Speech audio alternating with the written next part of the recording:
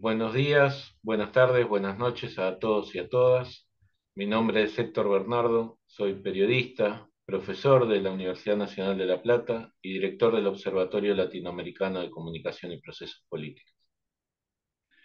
Una vez más, tenemos el placer de charlar con un referente, un intelectual que además trabaja y lucha por los derechos del pueblo palestino, pero no solo el pueblo palestino.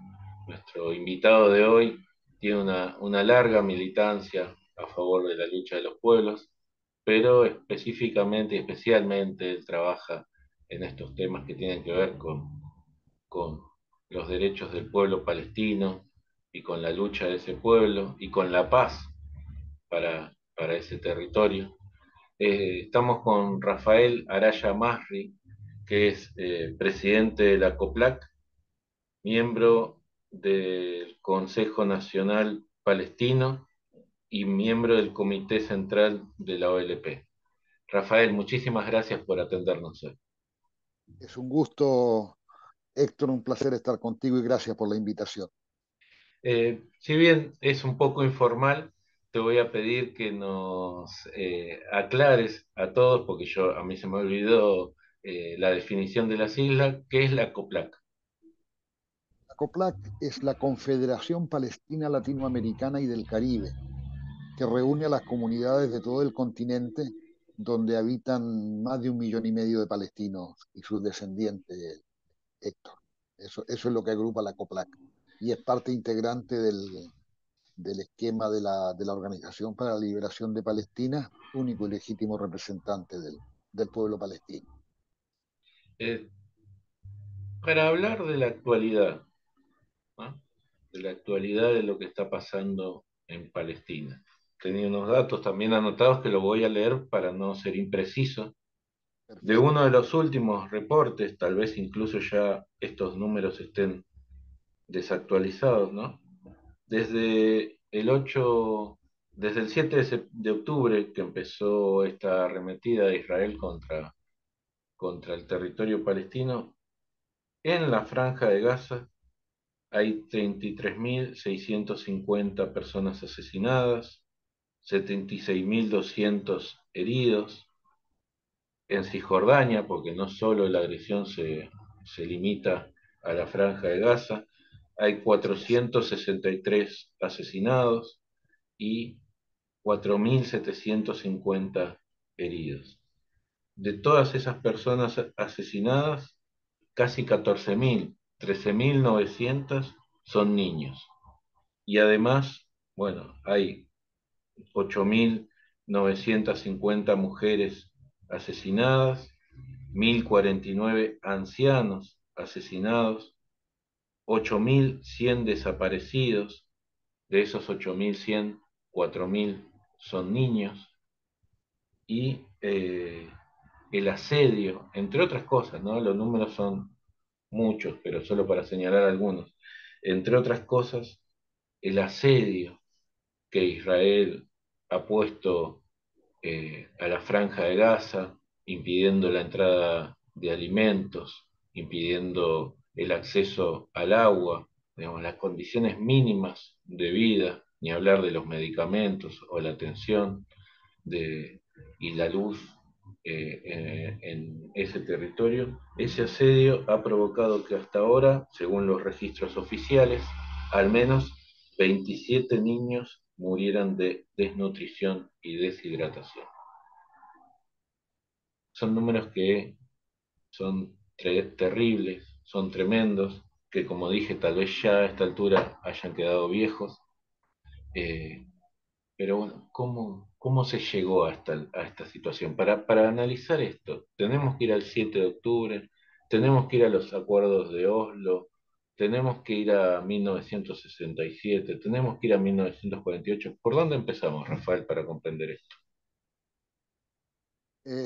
Son todas las referencias que tú das. Es el 48, es el 67, es el 73. Es decir, son 75 años de inmunidad e impunidad para la acción del Estado de Israel en contra del pueblo palestino. Es decir, si la instauración del Estado de Israel en el territorio histórico de Palestina significó la expulsión de casi 800.000 palestinos, más decenas de masacres, eh, una, una estadidad que Israel construyó a sangre y fuego, y no solo eso, sino premiando a algunos líderes de estas organizaciones con el cargo de primer ministro, como fue el caso de Isaac Shamir, y otros, la propia Golda Meir, que fue una activa promotora de esto, que están ensalzadas desde Occidente, ¿no? Es el caso precisamente de Golda Meir y de Shimon Peres, que fue a ofrecerle armas atómicas a Sudáfrica, armó al régimen de apartheid de ese país y sin embargo recibió el Nobel de la Paz y es hoy mirado como el gran demócrata de un Estado que se ha declarado Estado-nación del pueblo judío. Entonces, si el Estado de Israel se declaró el Estado-nación del pueblo judío, lleva intrínseco el racismo, porque ¿qué pasa con lo no judío? ¿Qué pasa con ese 20% de palestinos ciudadanos de Israel que viven allí?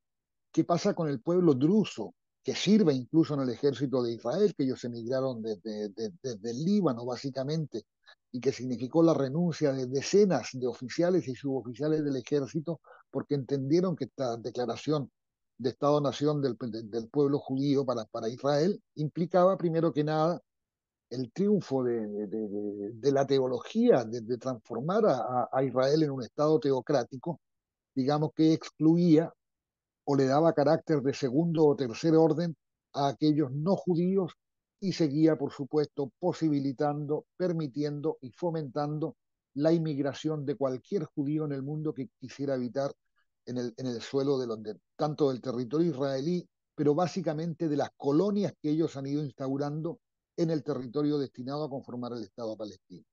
Así se llega al 7 de octubre, a través de toda esta arbitrariedad, de toda esta criminalidad, de toda este vértigo de crímenes, de ocupación, de despojo, de demolición de hogares, de toda esa parafernalia militar que usa el Estado de Israel para someter a un brutal régimen de apartheid al pueblo palestino. Entonces, Gaza no es la causa, Gaza es la consecuencia. Es desde esa perspectiva que hay que analizar las cosas, Héctor, porque no es un hecho espontáneo que de repente a un loquito se le ocurrió vamos a hacer un desastre del otro lado de la valla. Recordemos además, tú mencionaste el término exacto, que es asedio. ¿Cuántos años de asedio hay hacia la franja de Gaza? Un territorio de 362 kilómetros cuadrados que la ONU y la FAO declararon inhabitable a partir del año 2020, porque las aguas están contaminadas, porque Israel en los ataques anteriores destruyó la planta potabilizadora de agua y la planta recicladora de aguas servidas, con lo cual el acceso a las aguas servidas es común, digamos, en Gaza el 98% de las aguas están contaminadas con los sustratos que Israel, como consecuencia de los ataques israelíes que quedaron en las napas. Recordemos además que Israel utilizó históricamente bombas de uranio empobrecido para atacar la franja de Gaza, lo que hace que en ese territorio también la incidencia de cáncer, básicamente en niños, tenga índices que son absolutamente inaceptables, producto precisamente del contacto con ese elemento radioactivo y que Israel jamás se le preocupó de limpiar o de entregar algún tipo de solución. Pero ese es el hecho en sí. ¿Qué es lo más grave de eso? Que a los enfermos crónicos de Gaza no se les permite ir a Cisjordania para recibir tratamiento médico cuando en Gaza no existen los elementos necesarios como elementos de alta tecnología a nivel de tomógrafos, a nivel de diversos estudios, ¿no? Y mueren como consecuencia de estas enfermedades crónicas imposibles de tratar. Variedades de cáncer, problemas con hemodiálisis, problemas crónicos, digamos, a los que Israel jamás ha dado una solución. Entonces, sí, son los bombardeos, sí es el genocidio, pero también es lo que Israel dejó de hacer, porque como decía al principio, este paraguas de impunidad e inmunidad del que ha dotado los Estados Unidos de Norteamérica y la OTAN al Estado de Israel, le permiten constituirse sin ningún desparpajo como un Estado que está por encima de la ley, pero también lo que lo va transformando día a día en un Estado paria en el concierto de las naciones. Rafael, tal vez porque estaba pensando, no sé si todos los que nos estén escuchando hoy, seguramente sí muchos de ellos, o la mayoría, pero no sé si todos conocen la geografía de cómo quedó partido Palestina, cómo quedó partida Palestina con la instalación de Israel. Y también cómo ha sido ese proceso de los colonos avanzando sobre esos territorios. ¿Nos podés describir un poco y contar un poco cómo es eso? ¿Cómo ha Por sido eso? supuesto, la instalación de colonias es realmente la mejor definición cuando tú dices colono, no son asentamientos, son colonias. Son promovidas, impulsadas y financiadas desde el Estado de Israel como un proyecto político y una política de Estado. Porque, bueno, qué más claro que las palabras del maniático primer ministro que tienen que decir, no va a existir un Estado palestino, no estamos dispuestos a que se permita la construcción de un Estado palestino al lado de Israel, lo dijo hace 3 semanas, con total impunidad, desmintiendo además que lo hace cada vez que habla a su principal aliado, que son los Estados Unidos de Norteamérica, lo que está ocasionando además una erosión no menor en las relaciones entre los estados, porque esto ha servido para muchas cosas. Esto ha servido para mostrar una cara que muchos se negaron a ver, de lo que es capaz de hacer el Estado de Israel, de la importancia que le otorga la ley internacional, que es nula, es ninguna, y esto le ha permitido precisamente, como decíamos hace un rato, la instalación de 700 o más de 700.000 colonos en el territorio de la ribera occidental, que incluye, por supuesto, a Jerusalén Oriental y toda la Cisjordania.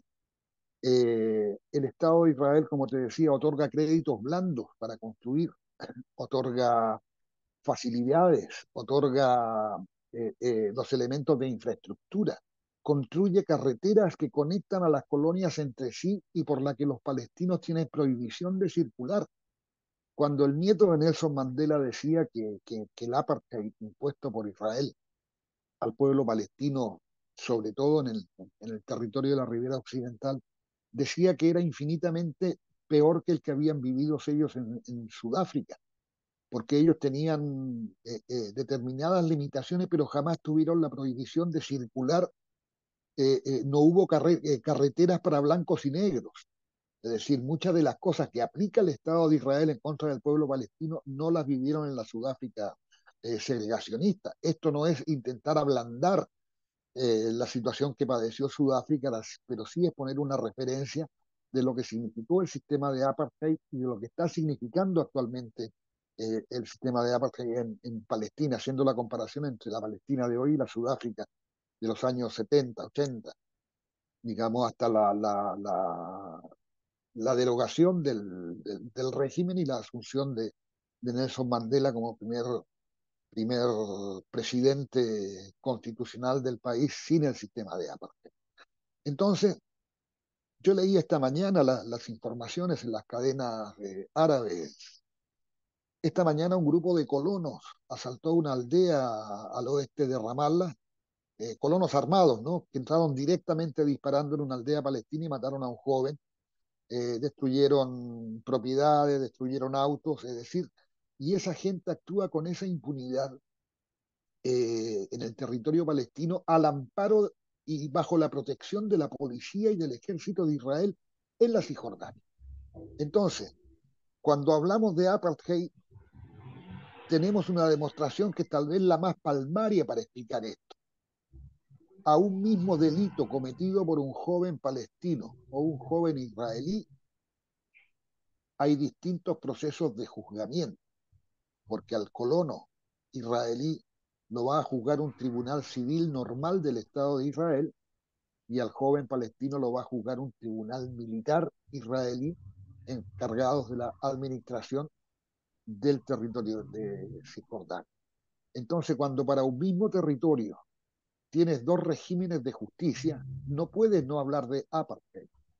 Y en esto incluso muchos intelectuales israelíes han caído en la cuenta de que esta es la real denominación que merece este régimen que a sangre y fuego impone el Estado de Israel en Cisjordania.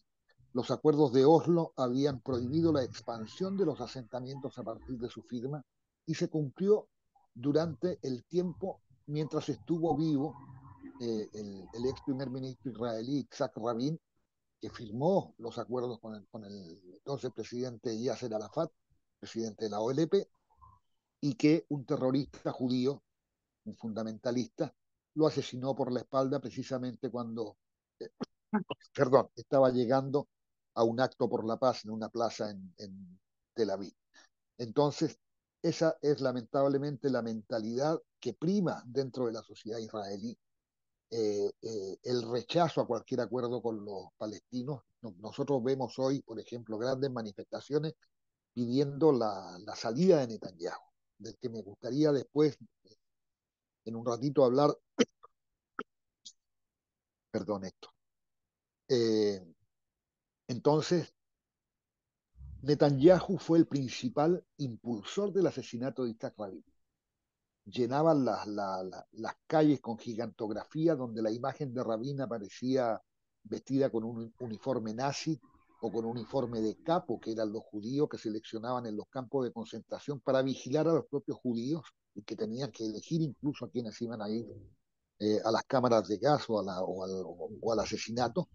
Y así se fue destruyendo la imagen de Rabin hasta que lo transformaron en un blanco y acusándolo de traición por haber entregado la tierra prometida por Dios a Israel a manos de estos herejes árabes que pretendían estos palestinos que nunca habían existido teóricamente, ¿no? Esa es la situación y ahí, a partir del asesinato de Rabin, comienza un proceso descontrolado y promovido del Estado de Israel por seguir colonizando un territorio que por ley y por legitimidad no le corresponde. Desde el 7 de octubre empezó un ataque brutal contra el pueblo palestino. Decía los números, ¿no? Al principio de la charla, lo que Que son muy certeros, eh, además. ¿hasta cuándo? ¿Cuál es el límite, digamos? Hay denuncias en la Corte Internacional de Justicia, hay el secretario general de la ONU ha pedido un alto al fuego, incluso como vos decías, hasta Biden ha pedido un alto al fuego, eh, y, pero siguen y, y no hay un horizonte en el que uno diga, bueno, eh, se avecina un proceso de paz. Lo que pasa es que nos enfrentamos, Héctor, a un maniático criminal como Benjamín Netanyahu, que dejó venir lo que aconteció el 7 de octubre por una razón simple que tiene que ver con su propia necesidad de supervivencia política.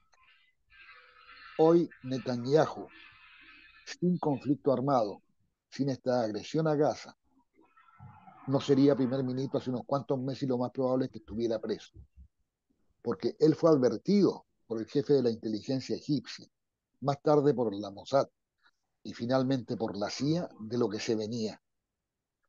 Y él le respondió a cada uno que tenían todo bajo control, incluso la probable incursión de Hamas en territorio en el sur de Israel. Y es más, licenciaron a la brigada encargada de la custodia de la valla de la Franja de Gaza, donde construyeron esta prisión gigantesca, y los derivaron a unidades militares en Cisjordania para que celebren la fiesta de Sukkot. Y quedó una guardia mínima, esto relatado por los propios soldados israelíes, ¿no? Por las soldadas tanquistas que incluso dispararon contra israelíes asistentes a la fiesta electrónica que allí se desarrollaba. Hasta 2 semanas antes, si tú recuerdas, Héctor, se reunían todos los sábados alrededor de 200.000 personas frente a la casa de Netanyahu exigiendo su renuncia. Y estaba pronto a ir a juicio, donde iba invariablemente a terminar preso por delitos de corrupción. Es decir, los retornos de la compra de submarinos a Alemania, los regalos indebidos que recibió de empresarios israelíes y norteamericanos, es decir, son 3 causas que estaban a punto de enviarlo a la cárcel. Entonces, Netanyahu sigue con esto adelante solo por una cuestión de supervivencia política, cuando en realidad es un cadáver político caminando, solo que él no se ha enterado, porque apenas se detenga este ciclo de violencia y esta agresión y este genocidio, Netanyahu no va a ser más el primer ministro de Israel y tendrá que afrontar las consecuencias a la justicia. Y de ahí viene también esta necesidad imperiosa de Netanyahu de expandir el conflicto, porque ahí encontramos la respuesta al brutal ataque que recibió la Embajada de Irán, la sección consular de la Embajada de Irán en Damasco, que significó el asesinato de 2 generales iraníes y otros 5 o 6 oficiales que allí estaban reunidos.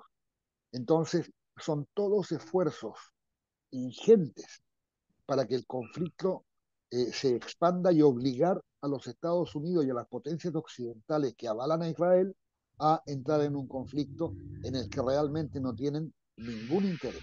Y así nos explicamos también la mesura iraní para entregar una respuesta adecuada. Hoy leía que el líder espiritual de la República Islámica dijo: si la comunidad internacional hubiera condenado el ataque a la embajada, nosotros no estaríamos en preparación de una represalia militar. Es decir, les abrió una ventana para una salida diplomática que impidiera que el conflicto se expanda. Vamos a ver qué responden, Héctor. Pero estas características del primer ministro israelí son lo que hoy nos mantiene con 50, con 100, con 150, con 200 asesinados diarios en la franja de Gaza, obedeciendo a la única necesidad imperiosa de un ególatra maniático como Benjamín Netanyahu, cuyo único interés es seguir permaneciendo en el poder en el Estado de Israel. Por último, te quiero preguntar, Rafa, eh, ¿qué, qué posibilidades ves o qué caminos hay que seguir recorriendo para que la paz de manera definitiva llegue a ese territorio?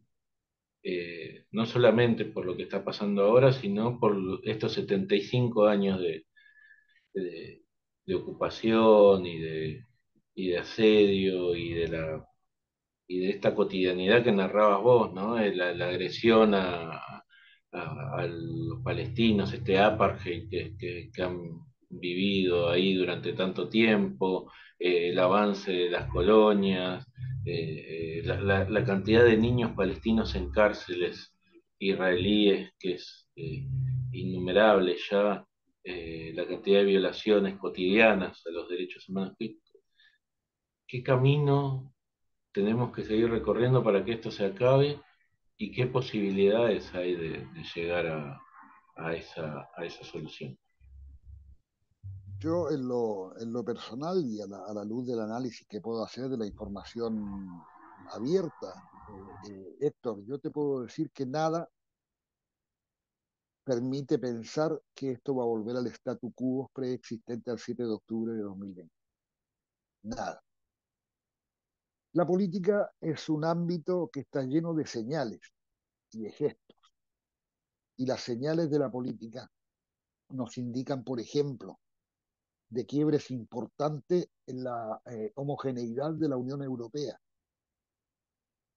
a través de monstruosas, gigantescas manifestaciones que los pueblos, te diría, en la mayor parte de los países del mundo, pero sobre todo en Inglaterra, en Francia, en Alemania. En Francia y en Alemania las marchas a favor de Palestina están prohibidas y está prohibidas la exhibición de símbolos palestinos, léase la bandera, el jata, el kufíe, están prohibidos y la gente ha salido igual. Y hay una señal que es más potente aún, Héctor, que se viene en las elecciones de Estados Unidos. Y te cuento de un caso específico que tiene que ver con el estado de Michigan. Quien no gana la interna en Michigan, quien no gana la elección de electores, perdón por la redundancia, en Michigan, no puede ser presidente de los Estados Unidos por la cantidad que implica. Son Michigan y Florida en realidad los dos estados que terminan definiendo la elección. Los Pero en famosos Michigan, estados péndulos, ¿no? exactamente, en Michigan existe la mayor comunidad árabe y la mayor comunidad palestina de los Estados Unidos, que le han dicho con todas sus letras al presidente Biden que no lo van a votar si no se para la agresión israelí a la franja de Gaza y que eso le va a significar, por la cantidad de votos que son, la pérdida de un Estado que para Biden es clave si tiene las intenciones reales de ser reelecto presidente de los Estados Unidos. A esto se le puede agregar un nuevo elemento, que uno de sus grandes promotores fue Michael Moore, el director de cine, a quien todos conocemos y queremos, digamos, es realmente un gran tipo, que llamó al voto denominado no comprometido, que es un voto por el candidato, pero que se le escribe abajo no comprometido, y eso es un mensaje para el candidato, decir, por ahora te estamos votando, pero tenemos reparos y necesitamos cambio. Cuando fueron las elecciones de hace 4 años, por ejemplo, en Michigan, fue el 2% del voto no comprometido en las internas demócratas. Hoy llegaron al 21, casi al 21%. Entonces es una señal demasiado potente para la interna norteamericana, poner en riesgo la posibilidad de reelección de Biden, cuando desde todos lados, sobre todo de la sociedad civil norteamericana, de los movimientos pacifistas, eh, eh, de esa emoción que nos provocó ver a los judíos norteamericanos tomándose la estación central del metro en Nueva York con remeras que decían no en nuestros nombres, eran miles. Entonces, lo que ha pasado allí, esta iniciativa que ha tomado el presidente del gobierno español, Pedro Sánchez, de unir a España, a Eslovenia, a Malta y a Irlanda y probablemente a Bélgica en una acción común de reconocimiento al Estado palestino independiente antes del 1 de julio. Entonces, en el aire hay señales. Yo en lo personal tengo la íntima convicción, Héctor, que el Estado de Israel va a desaparecer tal como lo conocemos.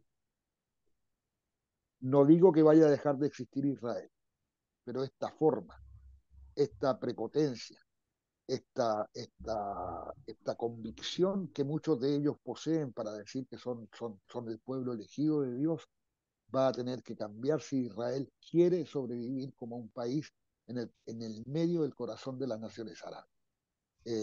Creo que las señales son potentes, creo que hay un futuro promisorio, creo que la paz es posible y creo que el pueblo palestino, si resistió 75 años, está dispuesto, y esto lo han demostrado los hechos, a resistir otros 75 si fuera necesario hasta conseguir el objetivo final, que es la liberación del Estado de Palestina, para crear un Estado libre, soberano y que se haga pleno ejercicio del libre derecho a la autodeterminación para el pueblo palestino.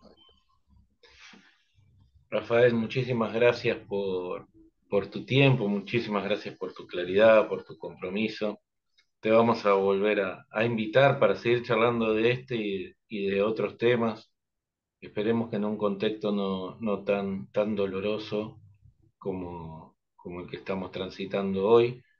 Y también recordar que, como vos bien decías, La creación del Estado palestino está en las resoluciones de Naciones Unidas. Hay que cumplir con esas resoluciones, ¿no? No Exactamente. es, no es un pedido de lo que se está pidiendo que se cumpla con lo que Naciones Unidas ya ha resuelto, que Israel cumpla con el derecho internacional, que el derecho internacional sea igual para todos, para los Así poderosos es. y para los débiles. Rafael, muchísimas gracias, te mando un abrazo enorme y estamos en contacto. Héctor, el agradecido soy yo. Te mando un gran abrazo también y gracias por esta entrevista y esta oportunidad. Muchísimas gracias. Un gran abrazo. Abrazo.